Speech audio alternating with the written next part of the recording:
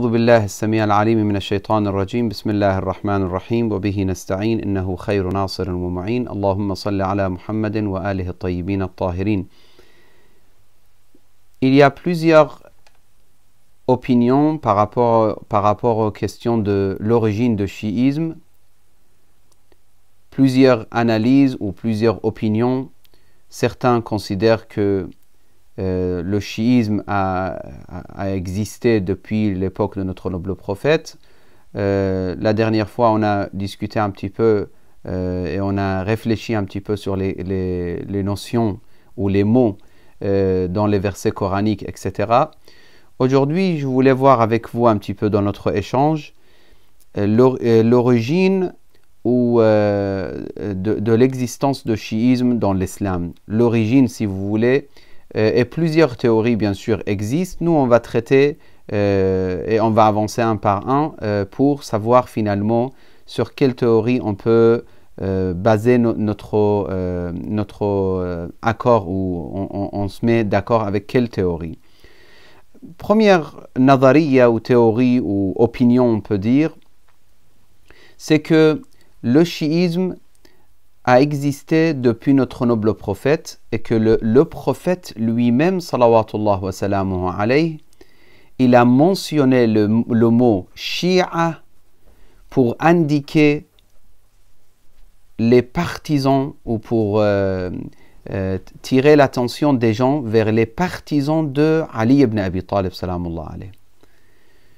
Et ça, pour le dire, aujourd'hui, il faut donner des arguments parce que sinon, les chercheurs ils vont vous poser la question, ils vont nous poser la question, mais comment vous prétendez ces genres de choses alors que les chiites, pour certains, de toute façon, même aujourd'hui, c'est à partir de Abdullah ibn Saba, pour d'autres, c'est à partir de Nahrawan et à partir de l'époque de califat de Ali ibn Abi Talib. Pour d'autres encore, c'est encore plus tardif que ça. Donc, comment on peut argumenter ça? An-Nawbarti, l'autre fois ou la dernière fois, on a vu ensemble rapidement les notions mentionnées ou les paroles mentionnées par An-Nawbarti. An-Nawbarti, qui est décédé l'an 300 de l'Hégire, ça veut dire on peut considérer à peu près 9e siècle de notre ère. Il dit awwalu firqatin, Nawbarti il dit awwalu firqati shi'a hum firqatu Ali ibn Abi Talib. Donc lui il dit les premiers parmi les partisans et les premiers chiites, c'est les chiites de Ali ibn Abi Talib alayhi salam. Et il rajoute, il dit, ils ont été appelés Shi'atu Ali. À l'époque de notre noble prophète. Il dit, Fi zaman al-Nabi. Et il dit, après le décès du prophète, ils se sont orientés totalement ou complètement vers Ali ibn Abi Talib, alayhi salam. Il y a un hadith de Abu Sa'id al-Khudri, ça c'est juste, vous pouvez noter si vous voulez les contenus, si vous voulez, c'est important. عن أبي سعيد الخدري الذي يقول أمر الناس بخمس. Il dit le prophète avait ordonné 5 choses et lui donc il rapporte un hadith de notre noble prophète. Il dit Omira nas bi khamsin. Donc les gens ils ont été ordonnés pour respecter ou pour appliquer 5 choses. Ils ont respecté, ils ont appliqué 4 choses et ils ont abandonné une des 5 choses. Donc c'est quoi les 4 points appliqués et le 5e point abandonné, c'est quoi? ولما سئل عن الأربع, on a posé la question à Abu Sa'id al-Khudri, c'était quoi les 4 points? Il a dit as-salat, az-zaka, donc la prière, az-zaka c'est l'aumône, mais zaka bien sûr ça contient toutes sortes de l'aumône ou l'argent qu'on donne fi sabilillah, parce que même az-zakat c'est considéré titre général qui contient même le khumus. Ala kulli hal, ce n'est pas de notre discussion. Wa sawmu shahr Ramadan, le fait de jeûner mois de Ramadan et le Hajj. Donc vous voyez 4 choses. Et là, ils ont dit, et c'est quoi la 5e chose qu'il a été abandonné? قال ولاية علي ibn Abi Talib. La walaya de Ali ibn Abi Talib alayhi salam.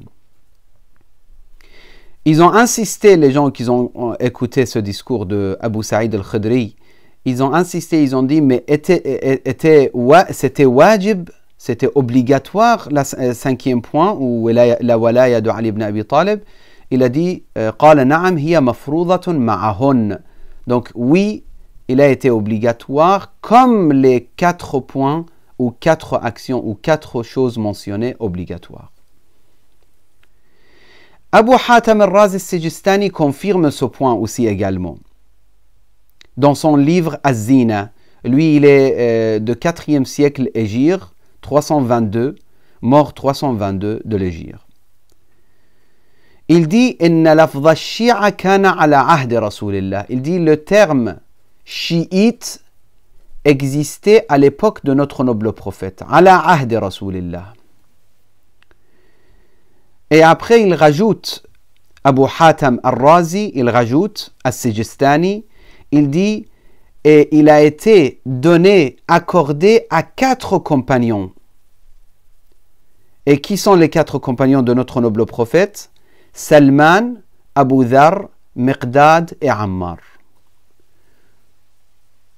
Et vraiment, dès que, Inch'Allah, on pourra discuter par rapport à ça, j'aimerais bien que chacun de vous, il prépare sur une des 4 personnes, Inch'Allah, en tout cas, on parlera plus tard de ça.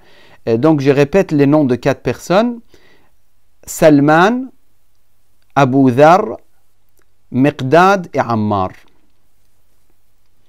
J'ai vu des articles très enrichissants ici à la faculté en France qu'ils ont comparé entre Salman et Abu Dhar.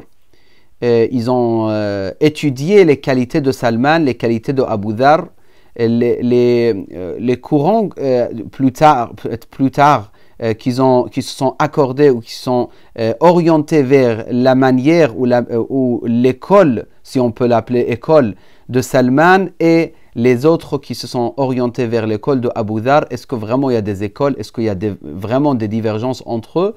Il y a des divergences, il y a des différences de méthode au moins, mais les 4, ils ont été parmi les meilleurs partisans de Ali ibn Abi Talib et considérés comme chiites d'après Abu Hatim al-Razi al-Sijistani.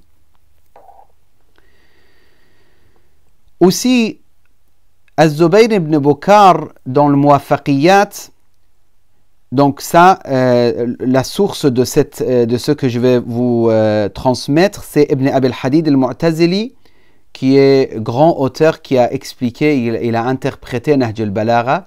Je ne sais pas, est-ce qu'il y a des extraits traduits en français pour les francophones, mais c'est très très enrichissant, si vous avez l'accès à la langue arabe, de lire, même s'il y a des parties au moins, ça vous intéresse, de voir un petit peu.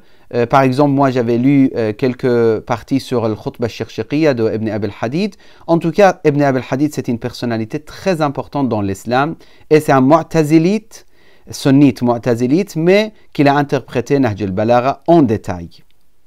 Très très riche comme livre qu'il a écrit.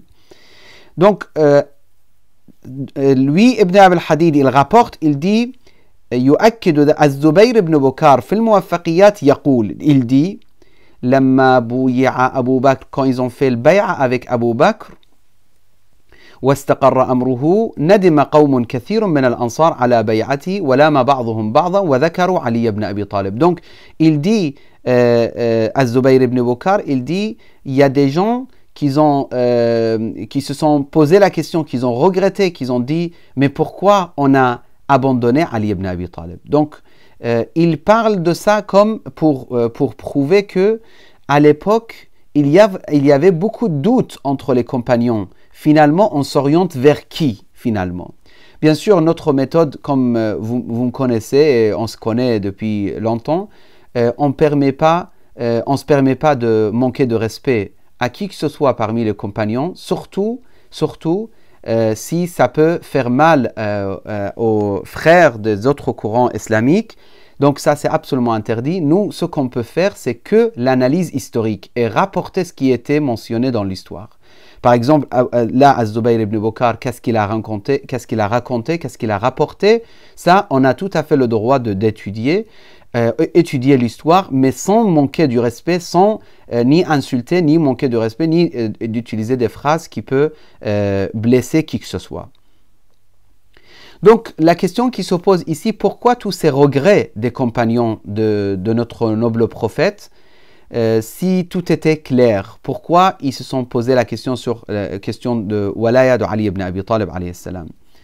Donc, la question de Walaya, ce n'est pas notre discussion maintenant, sinon, ça c'est une question plutôt théologique et historique bien sûr, qu'on pourra peut-être discuter plus tard, tous les arguments des chiites pour prouver la Walaya de Ali ibn Abi Talib. Mais nous, actuellement, on est en train de voir ensemble l'origine du chiisme. Et ça a commencé depuis quand et ça a existé depuis quand. Ça doit être éclairci. C'est ce point qu'on est en train d'étudier ensemble et de faire des échanges dessus. Maintenant, je vais vous donner quelques riwayas de notre noble prophète. Et ça mérite si ça vous intéresse, ça mérite de noter les traductions que je vais essayer vous donner. Pour les riwayat, j'ai sélectionné quelques hadiths, quelques paroles prophétiques qui prouvent l'existence du chiisme et clairement ash-shi'a ou at-tashayyu'.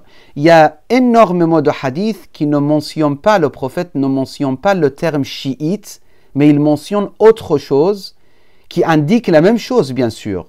Il parle des compagnons de Ali ibn Abi Talib. Mais moi, je ne vais pas vous raconter tous les hadiths que j'ai trouvés par rapport à ça. Je vais juste sélectionner quelques hadiths qui utilisent notre noble prophète le terme Shia avec l'appellation de Ash-Shia. Je commence avec le premier hadith de Ibn Asakir. Donc, Akhrajahu Ibn Asakir, si vous voulez noter, An Jabir ibn Abdullah, de Jabir ibn Abdullah al-Ansari.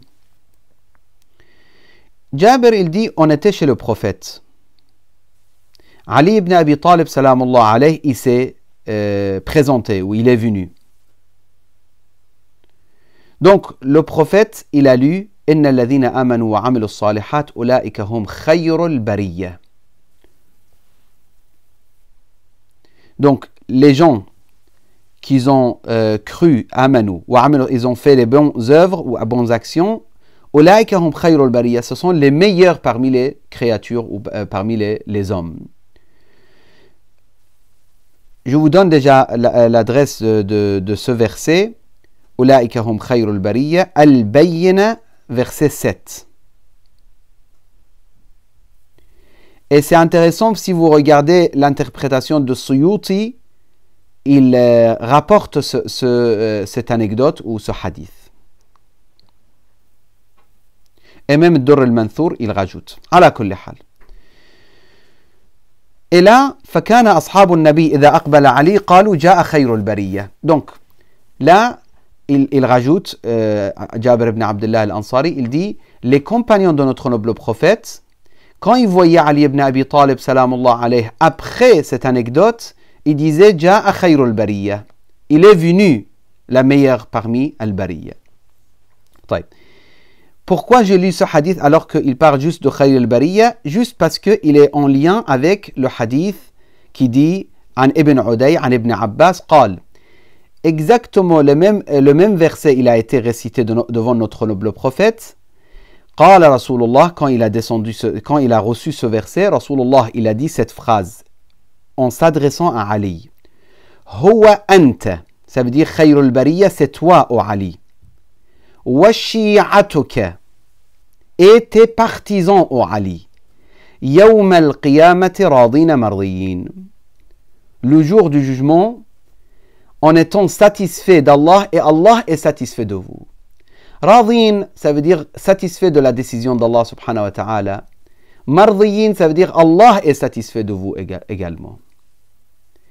ça fait allusion au verset coranique qui dit « Ya ayyatuha an-nafsul mutma'inna irji'i ila rabbiki radiyatan mardiyya » en s'adressant au nafs qui est apaisé ou en sérénité, il dit « Reviens vers ton Seigneur au nafs, radiyatan mardiyya » satisfait, ça veut dire de ce qu'Allah a décidé bien sûr, et en étant satisfait aussi, Allah est satisfait de toi également. وَشِيعَتُكَ يَوْمَ الْقِيَامَةِ رَاضِينَ مَرْضِيِّينَ. Donc, vous voyez, ça c'est le premier hadith que je vous ai donné avec le terme shi'atuka. وَشِيعَتُكَ. Deuxième hadith aussi de Rasulullah salawatullah wa salam alayhi. Je vous donne que des hadiths de Rasulullah salawatullah wa salam alayhi par rapport à ça. Ibn Mardouayh de Ali ibn Abi Talib. Il dit قال لي رسول الله. Ali ibn Abi Talib, il dit lui-même, le prophète m'a dit. Par rapport à quel verset? Toujours même verset. Surat al-Bayyina, verset 7. Anta wa shi'atuk. Toi et tes partisans, ô Ali. Après, le prophète rajoute dans ce hadith, Amir al-Mu'minin, il dit Maw'idi wa maw'idukum al-hawd. Notre rencontre, c'est le hawd. Le hawd, je pense, c'est le bassin, si je ne me trompe pas, en français, au paradis. Al-Hawd, où il y aura l'eau de Kawthar, Hawd al-Kawthar, l'eau qui va être servie avec les mains bénies de notre noble prophète. Maw'idi wa maw'idukum al-Hawd idha ja'at al-umam lil-hisab, le jour du jugement. Tud'awna ghurran muhajjalin. Il dit, vous rentrez avec une... Ghurran muhajjalin, c'est une définition de beauté. Ça veut dire, avec beaucoup d'embellissement, vous allez rentrer, toi et tes partisans, ya Ali. Un autre hadith également, le terme. Donc ici, on voit très bien Anta wa shi'atuk, encore une fois. Dans le premier hadith, c'était Huwa anta wa shi'atuk yawm al-qiyamah radina mardiyin. Dans ce hadith, Anta wa shi'atuk maw'idi wa maw'idukum al-hawd. Notre rendez-vous là-bas, notre rencontre là-bas. Également, أخرج الهيثمي في مجمع الزوائد والطبراني في المعجم الأوسط. Jusqu'à là, c'est des sources non chiites que je vous ai données. في حديث طويل نقتطف منه موضع الحاجة, juste on prend une partie. وكأني بك وأنت على حوضي تذود عنه الناس وأن عليه لأباريق مثل عدد نجوم السماء. Il explique le hawd au Kawthar, ça veut dire le bassin. Il explique comment Ali ibn Abi Talib il sera juste à côté et que là il rajoute وأني وأنت وإني وأنت والحسن والحسين وفاطمة وعقيل وجعفر في الجنة إخوانا على سرر متقابلين. Il mentionne tous ces noms, lui-même le prophète salawatullah wa salam alayhi, Ali ibn Abi Talib, Al-Hassan al-Hussein et Fatima alayhi salam, et il rajoute Aqil et Ja'far. Il dit nous tous au paradis, des frères ala surun al-mutaqabilin, l'un devant l'autre, anta ma'i wa shi'atuka fil jannah. Et là il dit et tu seras avec moi au Ali avec tes partisans au paradis. Et là le prophète il a récité un autre verset qui parle de paradis également, et qui décrit en fait les gens de paradis. Ikhwanan ala surun mutaqabilin, c'est surat al-Hijr, verset 47. Ici, si vous me permettez, comme je vous ai dit l'autre fois, parfois il faut profiter positivement d'un hadith pour sensibiliser une question qui va être posée plus tard. Est-ce que vous connaissez Aqil? Peut-être parmi vous, il y a certains qui le connaissent, Aqil. En tout cas, Aqil, c'est le frère de Amir al-Mu'minin. C'est le frère de Ali ibn Abi Talib alayhi salam.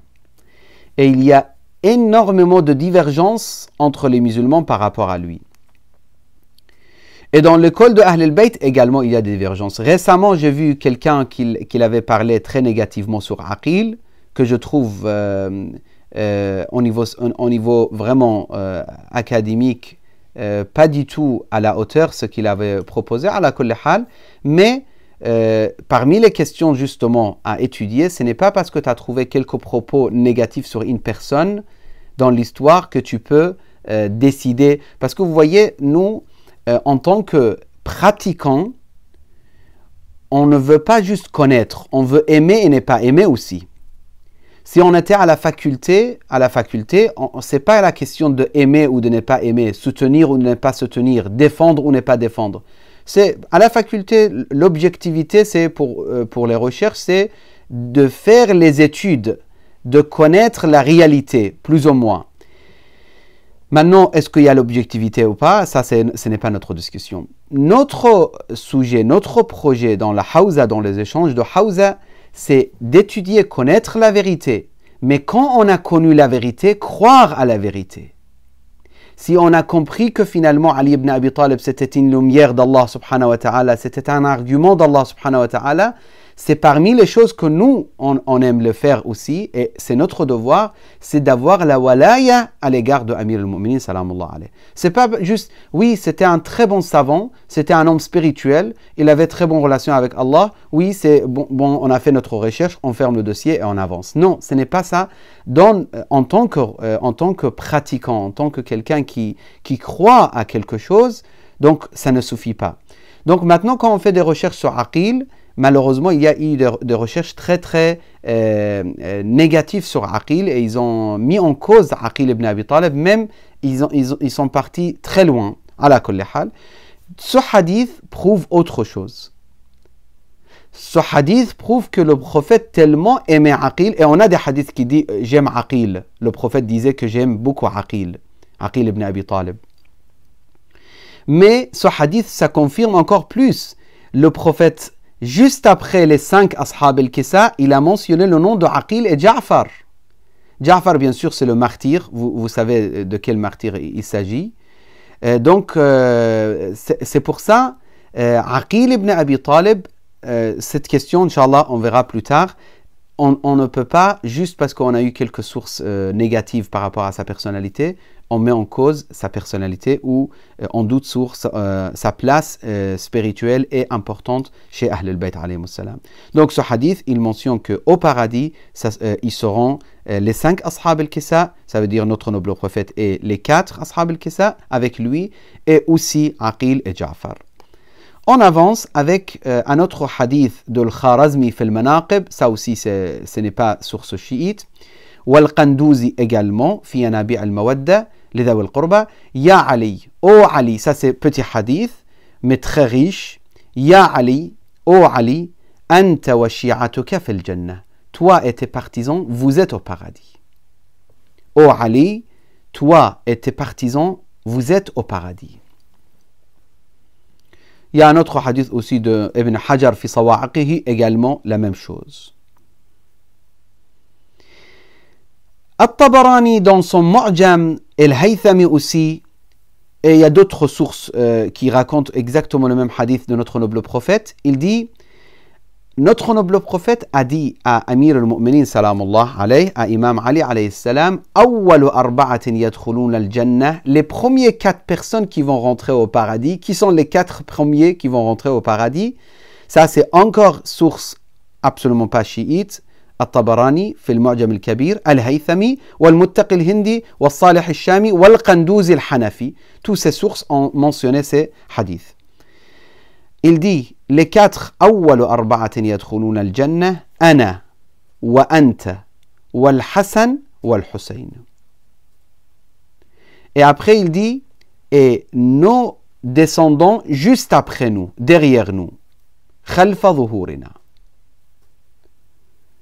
Et après il dit, wa azwajuna khalfa dhurriyatina, nos femmes aussi avec eux, wa shi'atuna an aymanina wa shama'ilina, et nos partisans de notre côté droite et gauche, ils vont rentrer avec nous au paradis. Wa shi'atuna.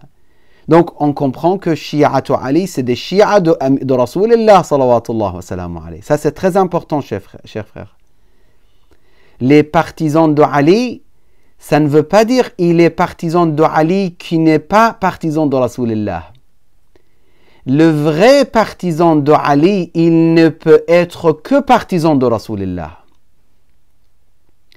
C'est pour ça quand on dit nous on suit sunnat Rasulullah, ce n'est pas pour faire plaisir à qui que ce soit. C'est une réalité, c'est notre théologie, c'est notre croyance. Un chiite ne peut pas être chiite parce qu'il aime Ali, il suit Ali et non pas le prophète. Ça doit être absolument clair. Parce que wa shi'atuna, et nos partisans à qui?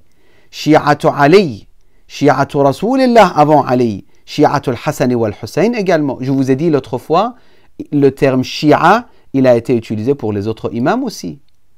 L'imam al-Sadiq avait utilisé shi'atuna, nos partisans. Et on a bien vu en détail dans le Coran, quand on parle de shi'a, qu'est-ce que ça signifie exactement. Donc, wa shi'atuna an aymanina wa shama'ilina. Donc, on a bien sûr beaucoup plus que ça comme hadith qui prouve l'existence de ce terme ou l'utilisation de ce terme à l'époque de notre noble prophète. Mais je m'arrête ici. Après, il y a d'autres questions qui se posent et que ça mérite d'être étudiées aussi également. La question de la haine à l'égard de Ali ibn Abi Talib, comment il a été considéré à l'époque de notre noble prophète. Donc, on a compris d'être partisan de Ali, il a été mentionné à l'époque de notre noble prophète avec plusieurs hadiths qu'on a vus ensemble.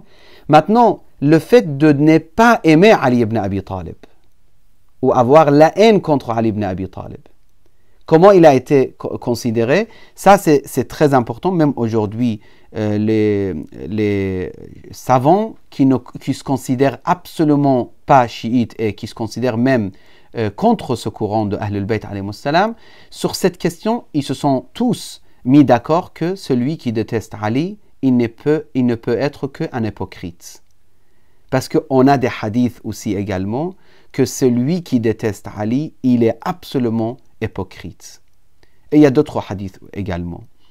Et même les compagnons, ils disaient, nous, on voulait savoir la pureté de l'enfant, on le mettait proche de Ali ibn Abi Talib, on voit est-ce qu'il aime Ali ibn Abi Talib ou pas cet enfant.